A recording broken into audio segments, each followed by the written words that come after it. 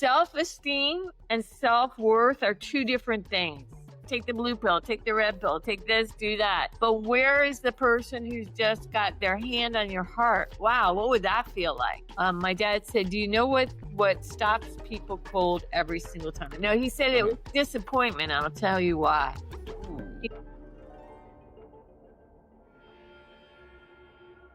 Hello, and welcome back to Retrieving Sanity, your podcast for recovery-focused healing from addictions and traumas. I've got a question for you. Have you ever screamed into the void waiting to hear something back, but not even an echo responded? Well, our guest tonight has done exactly that, and she's here to tell us how she got an answer out of it.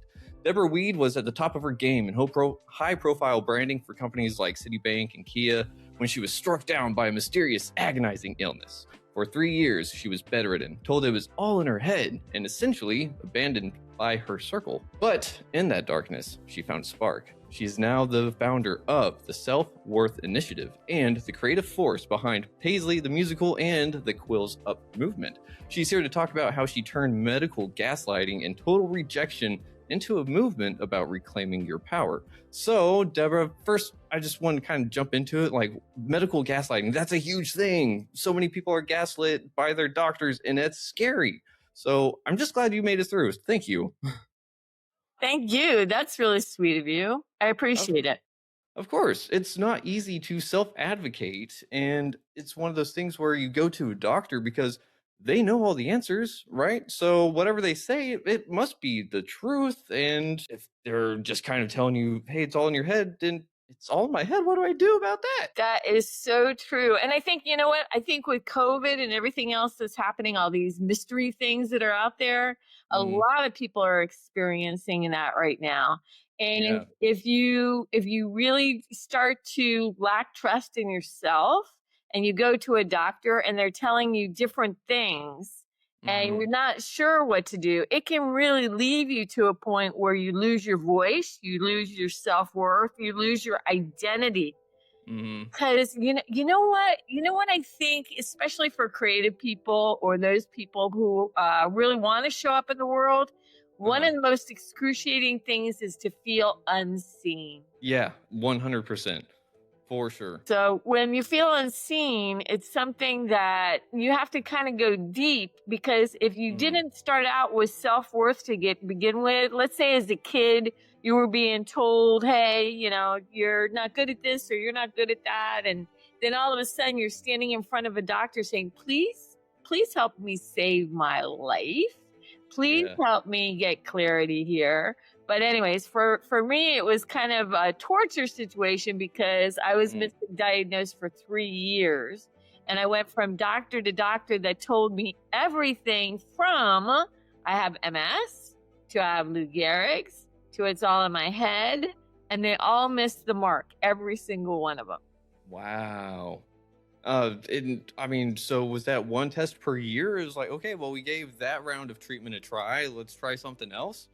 No, it was actually a desperation move. And I guess that happens to so many of us when we're looking for answers. Yeah. I went to one doctor and literally he said he was the MS specialist. Heaven forbid you go to a specialist, because the specialist will tell you that it's there under their specialty. So the first doctor, it wasn't like year to year to year. It was me just trying to get answers or figure out why I was so weak, why I was in horrific, unbelievable pain, like giving birth every day, why I went from being at the top of my game in corporate to not being able to function. What was going on? Yeah. And it was like a move to find out what it was. And like I said, for me, I had to find my way or find out who I was while I was at my lowest. And I guess here's the first thing I want to share that's really, really important for people to understand. Self-esteem and self-worth are two different things. Ooh, okay. Okay. So what makes the difference there? So self-esteem is like when I was the director of development for Citibank, 19 branches, I was doing something awesome. That's self-esteem. I'm doing something and I'm feeling esteemed because of that. Mm-hmm. But every time I tackled something and I got into the business world and I got to the top of that area, that's self-esteem. But Okay. when you're in bed and you don't have things that you can show, I mean, obviously, what am I going to say? Look, I napped 8 hours. Do you think that's going to give me some self-esteem there? No, it's not. So I learned firsthand that self-worth is what we tell ourselves. It's something totally different. And most people do not have self-worth. They're kind of trying to overperform to feel good about themselves, rather than if we all really knew our worth right from the get-go, the whole world would change. We would change. Yeah. Yeah, that's totally true.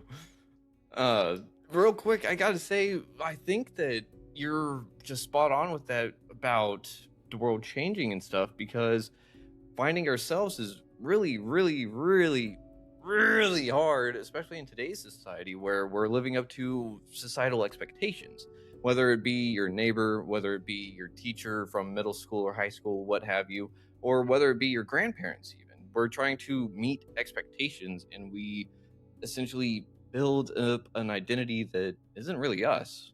And sometimes we have to chip away at that statue, or sometimes we have to put pieces back on the statue, however you want to look at it that way. But you said that you found yourself at the lowest. So it reminds me of something like the Phoenix. You know, you started out at the ashes, like whatever was you just gone, but here you are. So is that kind of what it felt like? Like you thought you knew who you were, and then during those 3 years, it just kind of burnt up, and then you just kind of sprang out of the earth like a new sprout or something? Yeah, kind of like a new sprout for sure. But I think, let's talk about that. Let's look at that a little bit even deeper.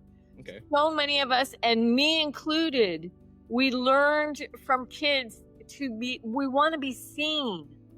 We think that everybody wants to be seen. Can you imagine a world where there's communities and like everybody like literally loves each other just because you're a community and you're a tribe and but that's not how we're coming up right now. Not at all.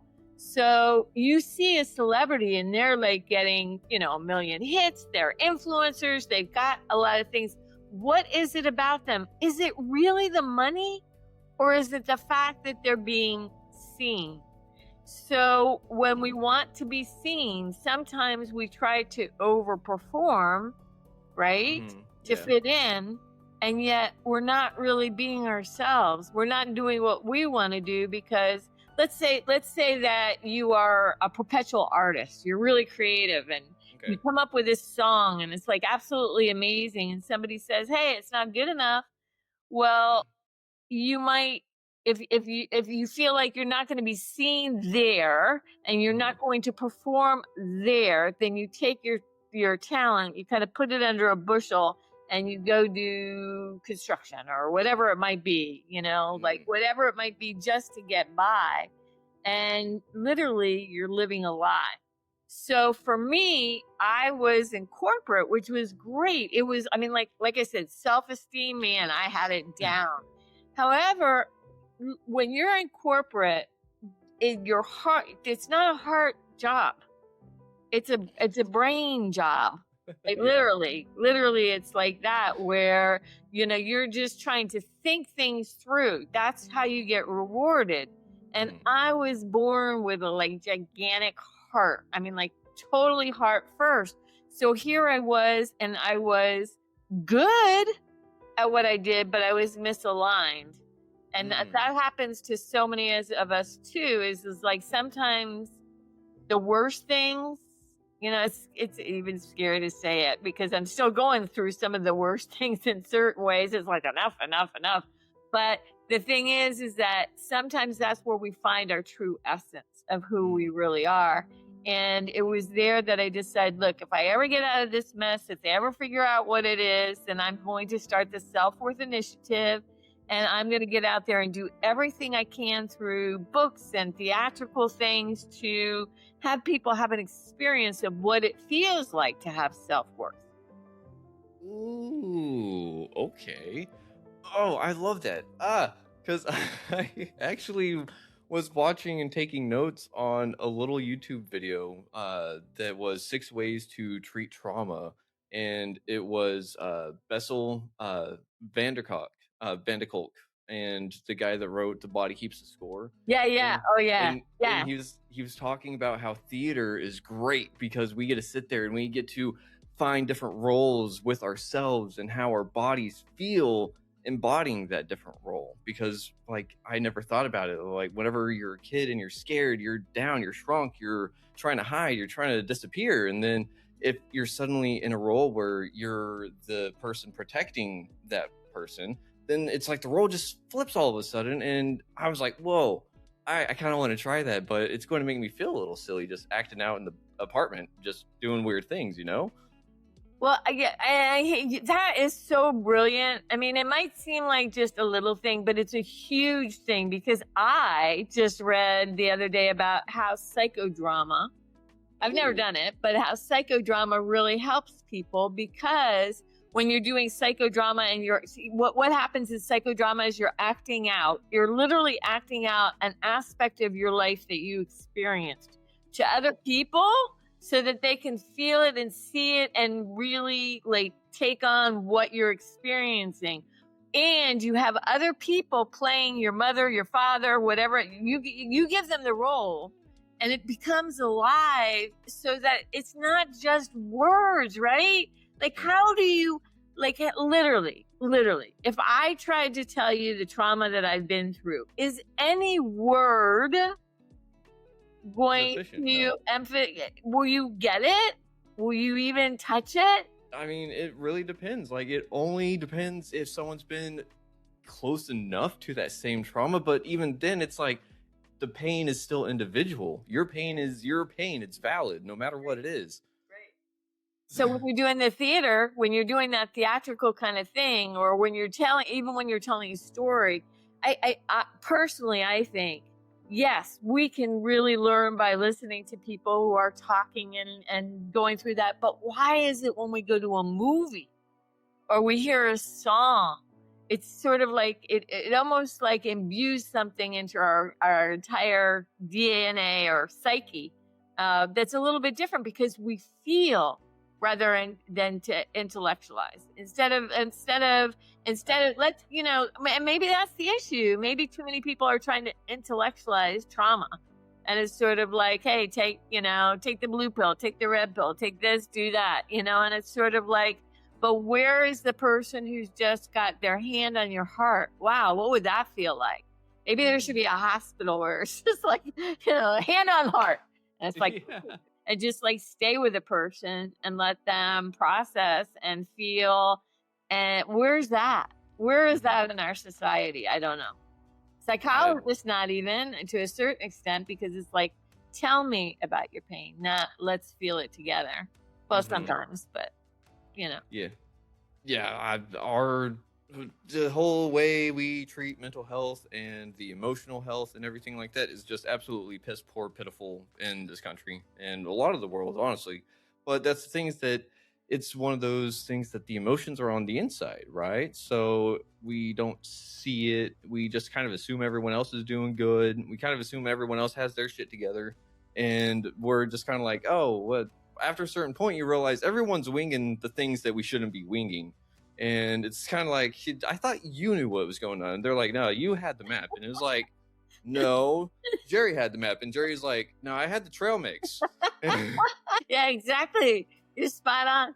I mean, look at the influencers that have millions of followers or in committing suicide. What's that about? What's it? Talk about being seen.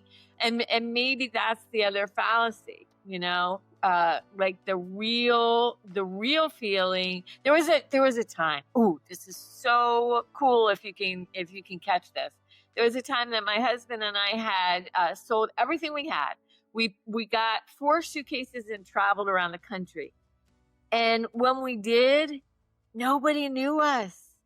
So nobody asked, what do you do? Not one person said, what do you do? And we'd be sitting there and we'd be like looking at the stars, or we just like be. And do you know how seen, unseen felt in that environment? But then as soon as I get back into the, rat race, whatever you want to call it, it's a whole different dynamic, because then I'm judged by, what I do, how much I've done, am I performing? And then the need to be seen is like so different. It's like, it's such a dichotomy between when you just go out into the blue yonder and you're just like in awe and you're just being, compared to getting back into this world where you're judged and have to fit in. It's a big wow. Yeah, it's a huge wow. I'm right there with you. And the closest kind of thing that I can say to have that happen recently, that weird, just culture shock is the best way I can put it, was whenever I went to the Ren Fair a couple years ago.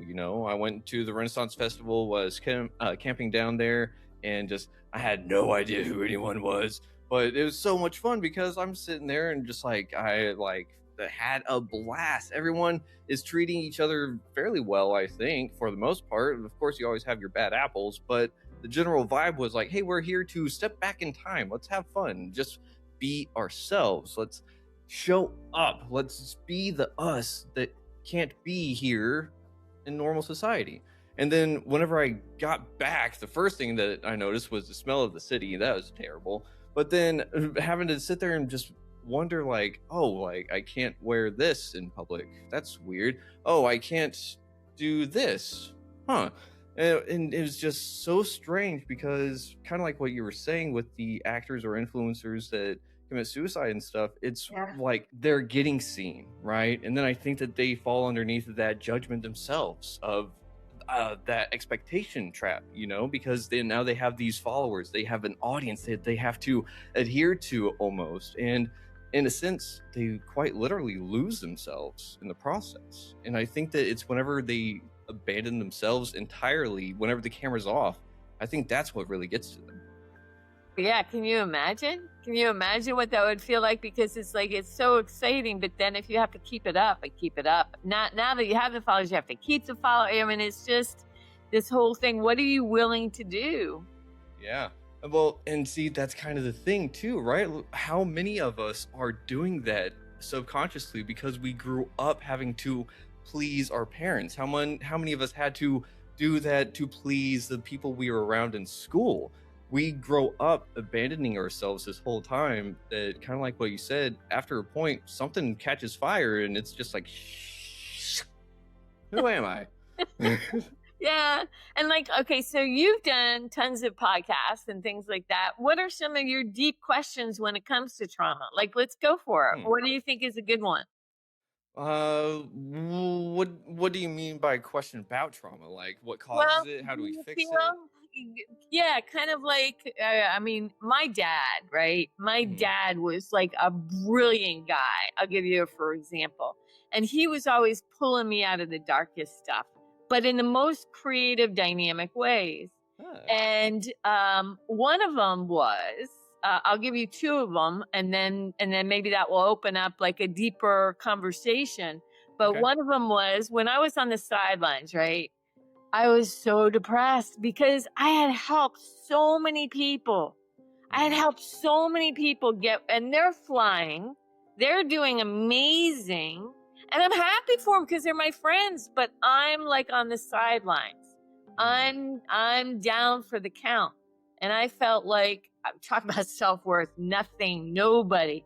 So I'm like, Dad, what do I do with this? And he said, okay, kiddo, go get a bowl of water and some food dye.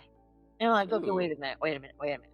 I'm telling you that I'm despondent. You're telling me to go get you some water and food dye. But I know my dad. So off I go, and I get the water and I get the food dye. And he said, all right, now what I want you to do is I want you to take 2 blue drops, and put them in the water. So I put them in the water, and he goes, okay, stir it up. All right, I'm stirring it up. And he's like, okay, go get those 2 drops of blue drops. I'm like, wait, no, I just mixed it. The water's all blue. It's impossible. I cannot get those drops. And he said, exactly. You have given each person who's out in the world 2 drops of your encouragement, your love, whatever it is. And there's absolutely no way that you can remove your imprint on them and what they're doing. And there's no way that they can remove what they've given you. And you know what was crazy is here I am, like, just holding on for dear life. And all of a sudden, with that little example, I felt like I was part of everything. And I calmed down. Huh. Ooh, I love that.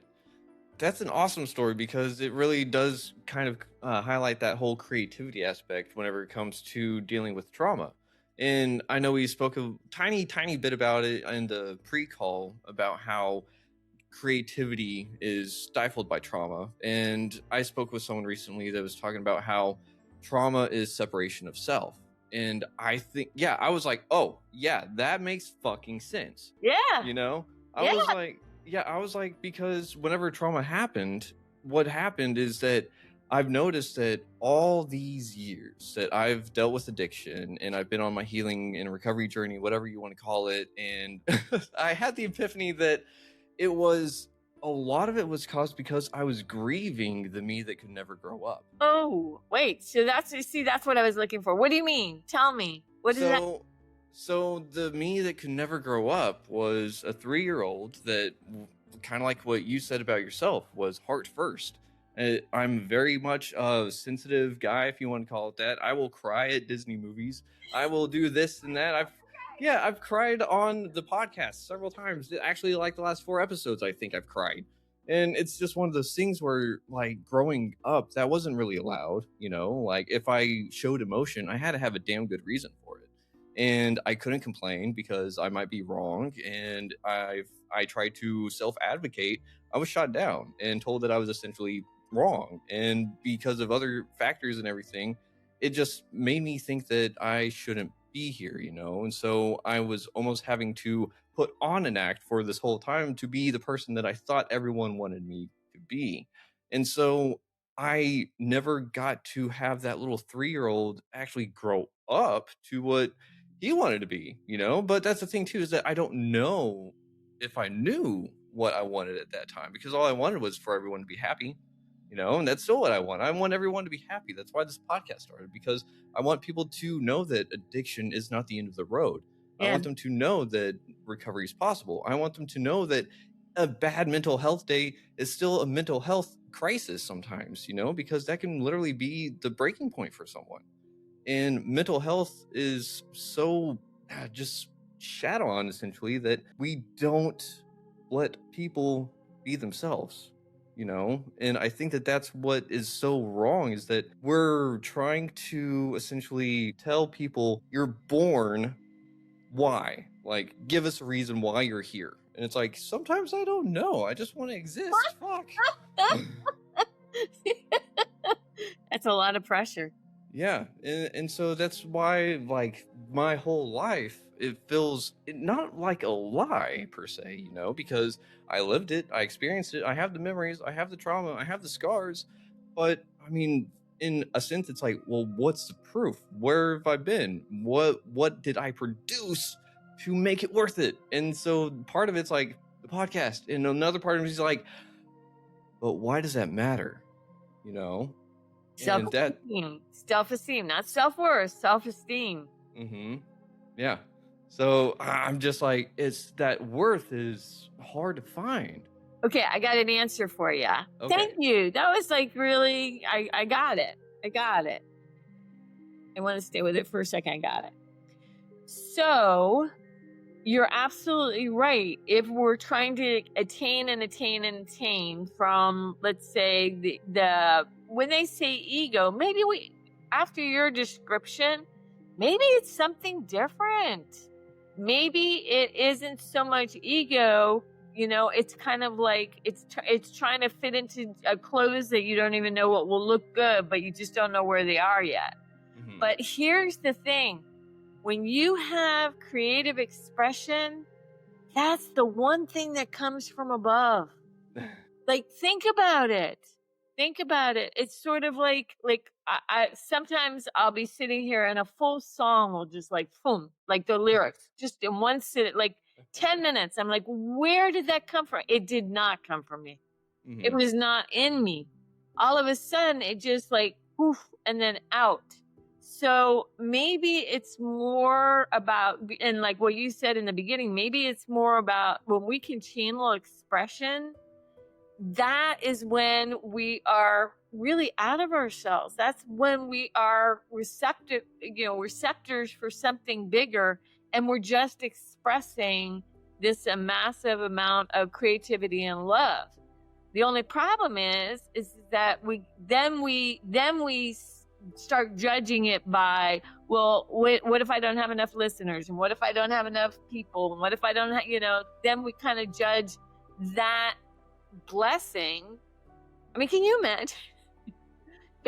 Whatever anybody believes, whether anybody believes in God or doesn't believe in God, whatever you want to believe, is up there. But can you imagine just going, well, yeah, that song that you just downloaded in me, or that, podcast that you were able to inspire me, whatever it was, that sucked.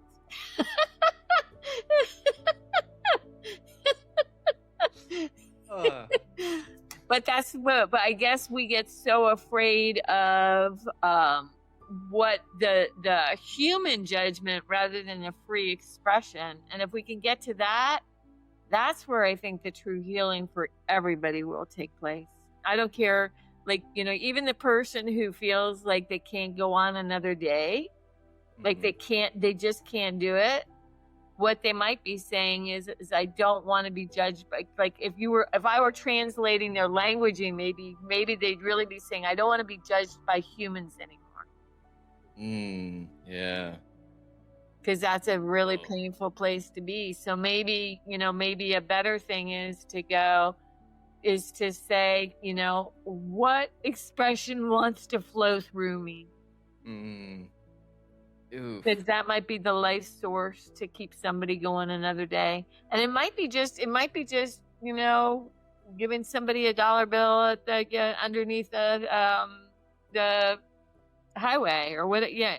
We don't get, who knows what the higher expression is? Maybe that's the highest expression of all. Maybe.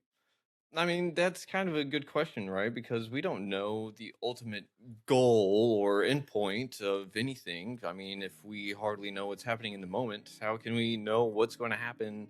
Who knows how long in the future? Yeah. But it's honestly really funny that you were talking about the essentially downloads and stuff like that, and you're like, well, what if the podcast sucked or whatever? And I just like, so whenever the idea for this podcast, it was not my own. I have admitted that before. It is not my own idea. What happened was I was in rehab and I'm just sitting there minding my own business, kind of reflecting, kind of having that white noise in my head, just trying to exist, I guess. And it was like, you're going to start a podcast for mental health about addiction and recovery. And I was like, huh? I was like, I don't even like podcasts. I was like, I didn't even listen to podcasts. I love it. And that's why you have to start one. So yeah, after the rehab, gave it a little bit of time and just was kind of planning it out, talking to friends about it, trying to hype myself up. And then it started. And then of course, kind of like what you were saying, I was measuring my worth by the metrics. I was measuring my worth by the listeners, by the downloads, and I was falling really short. But again, I had no idea what I was doing. Like, if I watched the previous episodes, I just sent someone episode 4 for inspiration. I was like, if this was where I started and where I'm at now, you just keep going,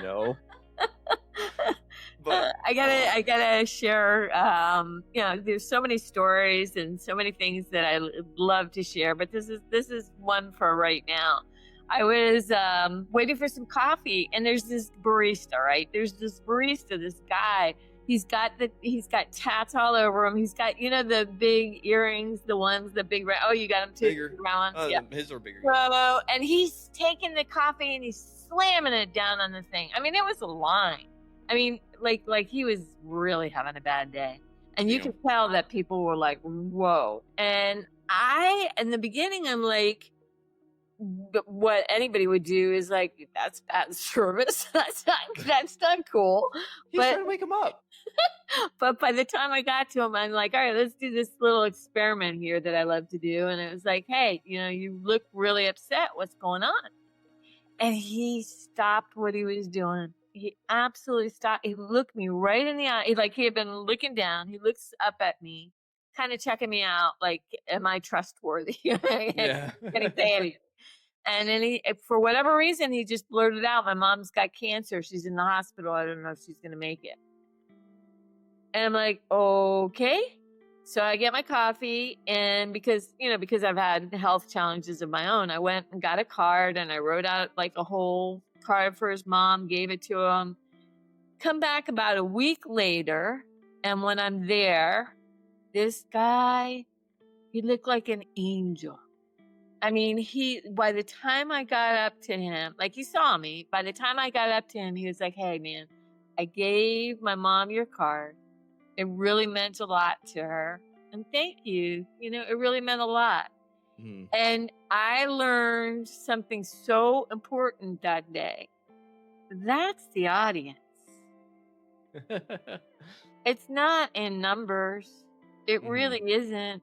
It's one person who can see that you care about them.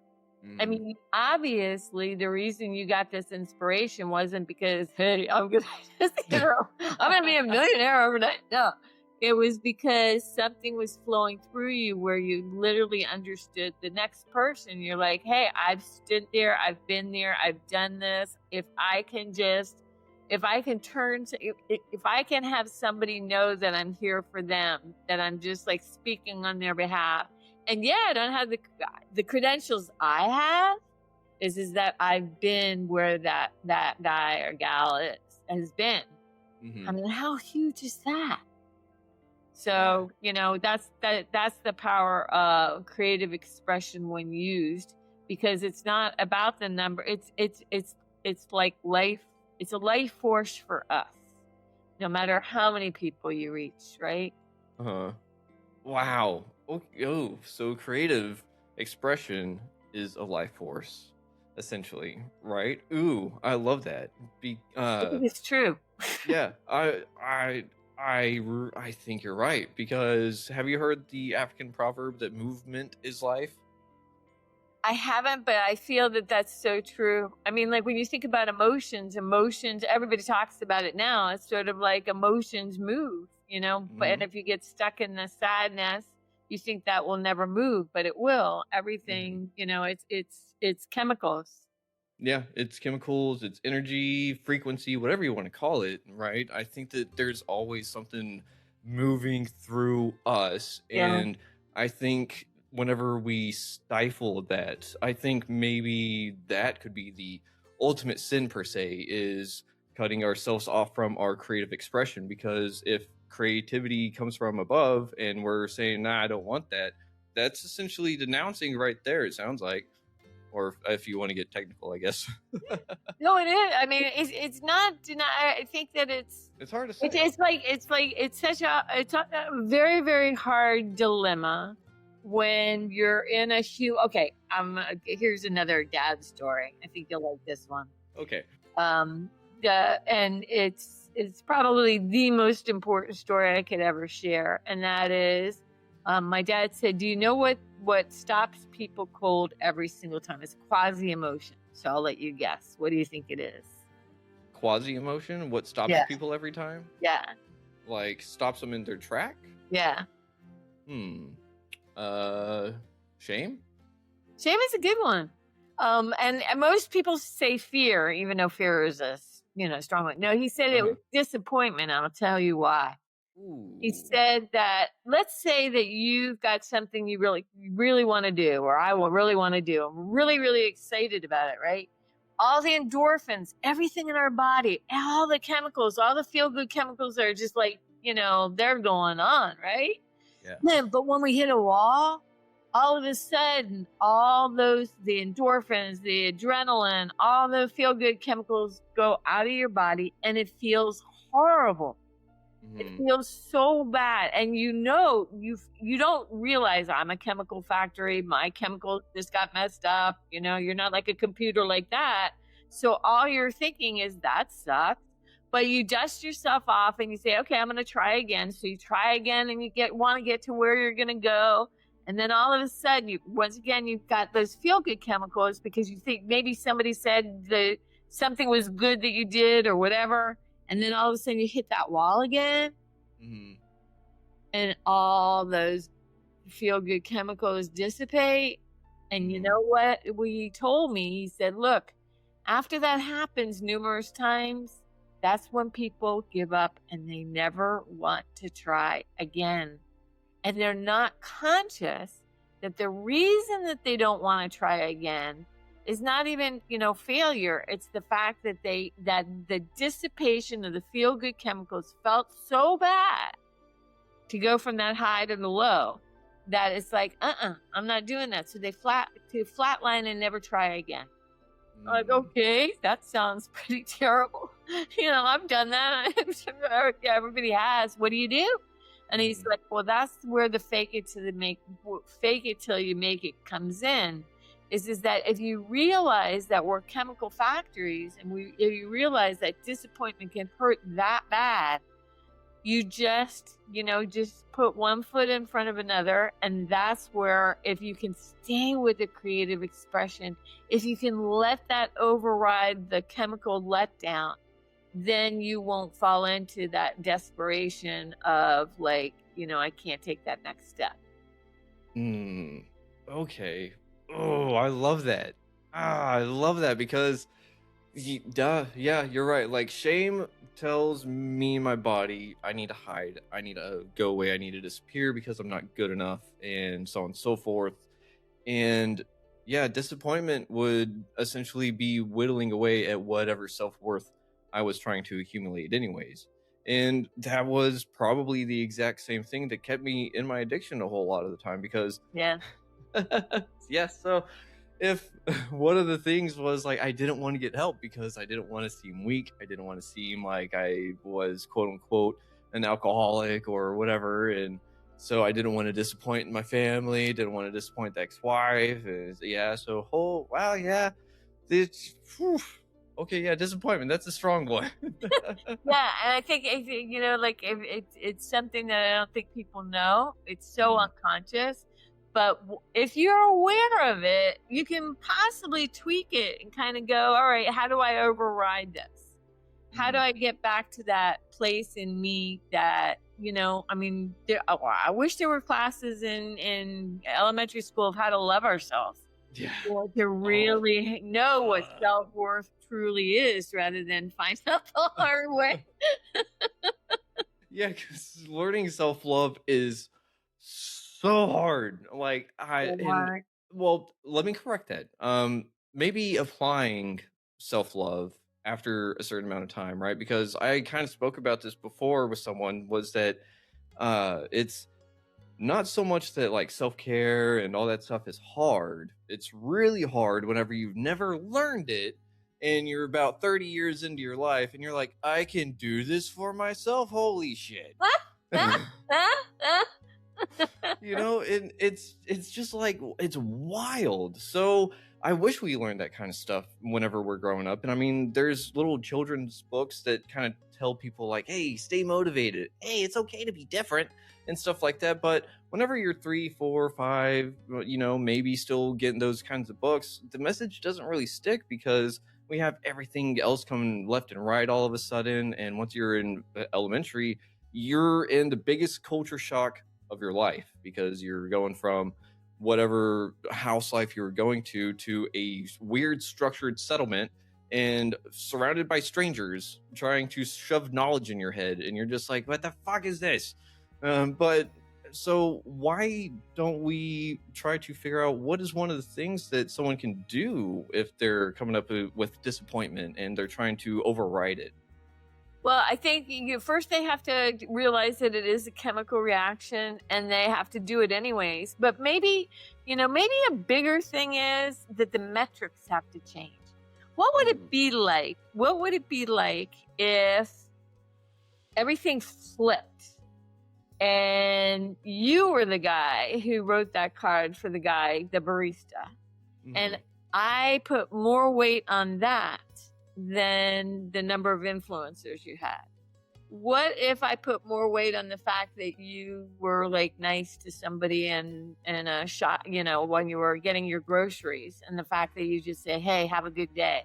What if I put more weight on that as far as the matrix of who you are self-worth wise, rather than the expectation of how to fit in or be seen in the world? I mean, everything would flip. Whoa. Yeah. Right? Yeah.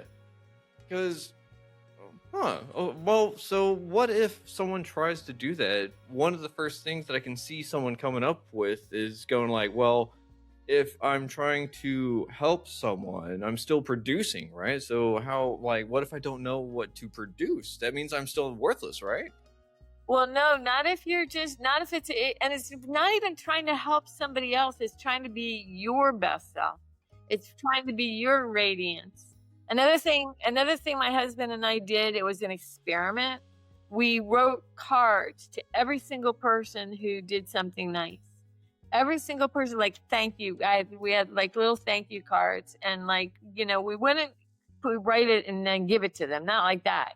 They do something and then we'd leave it on the table or whatever. So we didn't always see the reaction.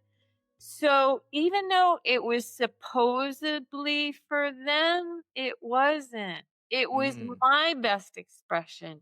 That's what made me feel self-worth. It wasn't, like would it land? I don't even know half the time. Although one guy saw us and he chased us down and he was like, "You don't understand. It really made my day." Like it was going on, and it really meant a lot to him to be seen, right? Yeah. So it's not, I guess, with disappointment or anything else, maybe we're swinging for the fences, right? But maybe it's the wrong fence. Maybe the right fence is just where we feel, when we put our head on our pillow at the end of the night, we feel good about the little things that we did, the real things, the things of connection. Not because it's necessarily like people who go to a homeless shelter and, do the food. They might be thinking, oh, wow, I feel really good. I'm going to be able to do that for that person. But no, it's not that. It's for yourself, because you're like, wow, this feels good. Instead of seeing a problem, I'm solving a problem. Okay, yeah. So that sounds almost, whenever you put it that way, it reminds me pretty much exactly of step 12 in Alcoholics Anonymous. Are you aware of step 12? No, tell me what it is. So, having had a spiritual awakening as the result of these steps, we try to carry this message to alcoholics and to practice these principles in all of our affairs. And essentially, whenever it's broken down for the newcomers, it's you got to give what you got to keep it. Essentially, it's a paradox of sorts. If you don't give away your happiness, you don't get anything back in return. You know what? That's exactly, so it's straight up. And maybe, now that I think about it, you're right, because you always have somebody there connected with you. And it's like, who's winning in that kind of situation? Is one or the other, or is it both? Like, it's the connection. Have somebody that cares about you. Gosh, we all need 12. I need 12 steps. So, to have somebody kind of like a big brother, big sister over your shoulder that cares whether you're okay or not. For the carer and the caree. And you were also, you hit something real quick that you were like, maybe you need the 12 steps. And whenever I was going in recovery, first into recovery and rehab, and I learned the 12 steps, I was like, I think everyone needs to do this, because it's not like, hey, do this and solve all your addictions kind of thing. A lot of people treat it as such. But whenever you break it down, it's actually a self-help guide for personal growth. It's wild, because what you were talking about, like at the end of the day, like, did I do good kind of thing, reminded me immediately of step 10, which is the first maintenance step, which says, let me like keep a catalog of the stuff that I messed up on, and let me correct it next time. But I think that that's the more negative connotation of it. So what I put a twist on is I would do both that, sit there and take note of like, where did I disappoint myself? And then the other aspect is, where did I improve today that normally I would have love that. messed up? Because it's a little pat on the back. It's like, hey, instead of all these years of going, you should have done better, you little shit, it's, oh, hey, you actually fucking did good. I'm proud of you. And it feels so much better. Holy shit. Love that. I love that. I think we all need that. Absolutely, positively. Yeah. Need that encouragement. That makes all the difference in the world. Yeah, but that's true whenever we can apply it to ourselves, right? So Yeah. how did you start to learn to kind of do that for you, though? Because after being gaslit by doctors and stuff, wouldn't that be hard to kind of talk yourself up like that? Well, there was a time where I think that we all, well, I shouldn't say we all, maybe we don't, but there was a point where I felt very bitter and very abandoned and very hurt. It wasn't like, from here to, oh, let me be real positive now. It wasn't like that at all. Because, when they found out what was wrong, something was seriously wrong that, should have killed me and taken me out. But the thing is that, I think, sometimes I think we're dropped into situations because we are the people that can help the next person once we get to the other side of it. I do think that, like you said you had a big heart when you were a kid. I've always had a really big heart. And I guess this was the saddest, happiest thing I've ever heard. I went to a friend and I'm like, I don't understand what's happening in my life. I don't get it. Why is God doing this? Because, I could be making such a difference. I could do so much more. Why do I keep on getting put on the sidelines? Because this physical thing has happened 2 or 3 times. And she said to me, Deborah, you always said you wanted to be an angel, right? Yeah. She goes, well, angels have to know how people feel. Ugh. Yeah. Like, maybe I picked the wrong job. Forget it. I don't want to do that anymore. Yeah. There's a truth. I think that there is a truth to that. Like, let's say that, okay, with sponsors, that a sponsor really goes through a hard time, but maybe they're the best sponsor ever because they've walked through so much. They understand the trauma journey and they're able to look at you and you believe them. I mean, that's genius. That's genius because what you're doing is you're taking somebody's trauma and almost alchemizing it, or, really doing alchemy for real, turning all that pain into hope. What's that? Yeah, it's crazy. It's just wild, honestly. And your story reminds me of the quote that I was trying to pull up, like word for word, but I saw it like 3 months ago or so, and I was just sitting there doom scrolling, and then pretty picture, read the quote, and I was like, oh, fuck, because it was like, what if everything happened to you because you'd wished for something to be as a younger child or something? And I was like, oh, I wanted to help a lot of people and everything. Like whenever I was 9 or 10 years old, my mom sent me a picture a couple years ago of like a little letter that I did in elementary. I think I was in 3rd or 4th grade, and it was like, I want to be a dentist so I can be rich and buy homeless people houses. And I was like, what the fuck? Like, what kind of kid does that? But I like, maybe that's why we go through bad things, is because we wish to do good for other people. And like you said, you can't really trust someone that hasn't been through the fire. Like if someone walks through the fire and they are saying like, hey, I made it through, and they look like pristine and everything, like they've got an asbestos coat on and stuff, I ain't trusting them. Asbestos is gonna give them cancer. Stay away from me, But if someone comes through and they got like a little bit of hair left and like smoke coming off of them, I'm gonna be like, all right, they made it through, but fuck, like, okay, let's go that way. Yeah. I know. And we won't figure it out, I guess, until then. But Yeah. in the meantime, why not make it the best expression that we can be, and find, bottom line, look for not the self-esteem, not the things we do, but the self-worth that we claim. We say how much we're worth, and realize that every single one of us is this container of expression, just waiting to share. Yeah. Yeah, I've heard it in the rooms before, and the reason why sharing our stories can be so powerful is because we never know whose wounds our words are going to fill. Yeah. And it's like, damn, that's strong. But it's also like hearing some people's stories, I'm like, I'm really glad I didn't have to go through that. And then hearing some people's stories, I'm like, okay, like, come on, we can do this. Real quick, I did just see the time. Where can people find you? Because you've got 3 websites, right? Yeah. Oh, two of them. Okay, So the main one right now is Paisley's Fashion Forest. I'm putting together a musical that I hope will help so many people, especially in the creativity realm.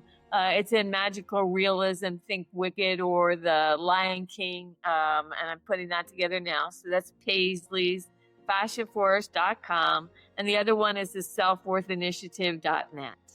Oh, okay. Selfworthinitiative.net. That's awesome. And then the other one was paisleyfashionforest.com. So yes, people Paisley's with an S. And if you're a creative, if you're a singer, a dancer, or in that creative realm, and you're like, maybe I still want to do something, yeah, definitely hit me up, look at it, because I'm looking for those people out there that are dynamic and creative and just waiting to come forward. That's awesome. Thank you for that invitation that you extended. And it just reminded me of something. Have you heard of the term somatic expression? Yeah, I can imagine what it is. I know Yeah. what. Yeah, yes. Yeah, so it's kind of like somatic dance or something. Yes. But just somatic expression is kind of like you're feeling like you just got that adrenaline shock because the bus missed you by like 5 inches and you almost crossed the street. It's like doing the whole little like, Yeah. shaking it off, or just expressing how you feel in the moment, no matter how silly it looks. Right. Yes. And someone told me, they were like, I think you need to do some more of that because you're just a big bundle of energy. And it's like, yeah, I think that's right. I have to move. I have to express myself. I can't sit still. Sitting still was literally trying to kill me. And maybe not it was trying to kill me, but I was killing myself by not expressing myself, by repressing myself, by saying I'm not worth it, I'm not good enough, I don't deserve to be here. Yeah. And I don't want anyone to feel like that because I know how bad it sucks. So I thank you for just coming on here to have this discussion about self-esteem and self-worth. And I gotta ask, do you think that we can see you on in the future? Because I think we could talk another like 3-4 hours on this thing on one episode, Absolutely, I would love to. I love your energy. I love what you're doing, and I'm really cheering you on. Oh, I appreciate it very much, and I love your energy. I love the stuff that you're doing, the message that you got, and I mean, real quick, where in you're in the U.S., right? Yeah. Okay, so people can like come see this play on stage, right? Not yet. It's in development. I'm working on all the music. These kind of things can take a long time to take from, like if I'm aiming for Broadway. I'm aiming for like, the big city stuff. Yeah. So, we're in the development stage with the music and the script and putting everything together. But what I am doing is I'm going to be putting out the music, 5 songs, like a sampler, if you will, get people excited about it. And I've got this program called Quills Up, which essentially means don't give away your power. Do not give it. Quills up, man. Quills up. Quills up. I love that. Reminds me of a porcupine. Or exactly.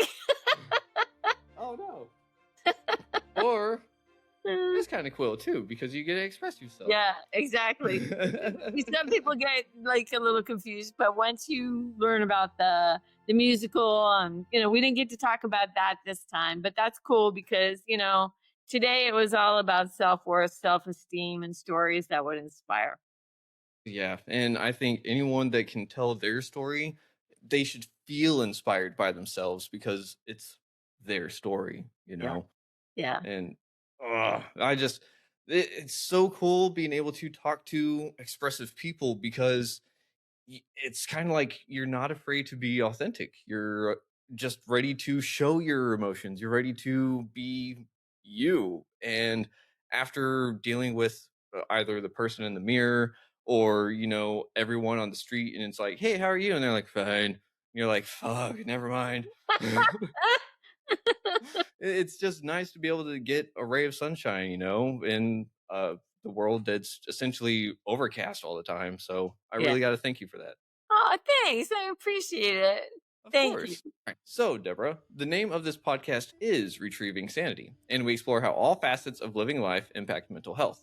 Looking at the incredible motley adventures of your life, what does retrieving sanity personally mean to you today? And what's one practice or perspective you believe is crucial for anyone on that journey? Oh, that's such a deep question. I'm going to go the opposite way and say, what really is sanity? Okay. You started it. You asked this question, so now I have to answer it. There was a movie long time ago called King of Hearts. Did you ever see it? I don't think so. Man, you got to see it. You have to see this movie. Okay, so what happens is there's a war going on, and there's this mental institution. And the mental institution, all the people, have their stuff. And because the war is coming in, they open the doors. And when all the town people leave, and so all the people from the mental institution become the barbers and the cooks and the this and the that. And they're in this town and they're having they're free, they're having a ball. And here comes the army, these people that are going to fight. And the whole thing, the whole idea, the premise with the movie was who's crazy and who's not. Because here's these people that have encompassed this whole town, and they are potentially much more sane than the two army fractions that are coming into the town to kill each other. Huh. So I'm going to flip it and say, really first we have to define sanity, and I would define that as being aligned with who you are. So what might look sane might be very insane, and what might look insane from my thing might, so I think for me it's like when I'm aligned, when I'm myself, that's sanity. Okay. Go see that movie. It's a real old one, but boy, was it good. Oh, man, was it good. Real old, bro. Real old. Sounds really good. And it reminds me, well, not the movie, but the way you said that reminds me of Morticia Adams saying chaos is but perspective, And it's kind of the same thing. It's a spider may be like, hey, I got food. I'm not going to go hangry now. And the spider, the fly is like, fuck. right, exactly. It is perspective. That's so true. So. Well, I guess next time we look in a crystal ball, just make sure that the person that is reading our fortune doesn't have cataracts. Got it. So, with that being said, everyone out there, I just got to thank you for listening to Retrieving Sanity on WDJY 99.1 FM. This has been Keegan, and this has been Deborah, and we will see y'all in the future. But don't forget, you got to love yourself. Try to love others if you can, but you got to love yourself first. If you got a mental health crisis, you can dial 988. Or if you're in the LGBTQ plus community, you can call the Trevor Project up in Canada. And we will see y'all next week. With that being said, much love. Shalom.